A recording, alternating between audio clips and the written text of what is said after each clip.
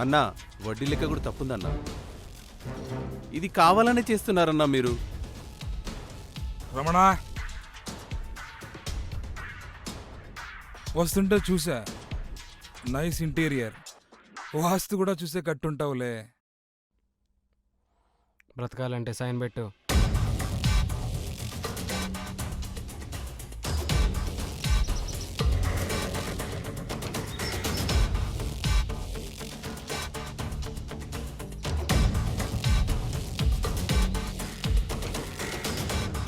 అవును సుబ్బారావు, ఉన్న ఒక్క ఇల్లు పోయింది.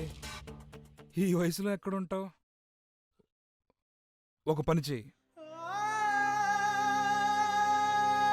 చచ్చిపో. అన్నా చచ్చిపో. అన్నా నువ్వు అడిగింది నీకు ఇచ్చేశాను కదన్నా. ప్లీజ్ అన్నా చంపమాకన్నా. నీకు అర్థం కావట్లేదు సుబ్బారావు. అన్నా ఇప్పుడు నేను నిన్ను చంపాలంటే చచ్చింది నువ్వేనని గుర్తుపట్టలేనంతగా గొంతులో పొడిచి పొడిచి చంపాలి.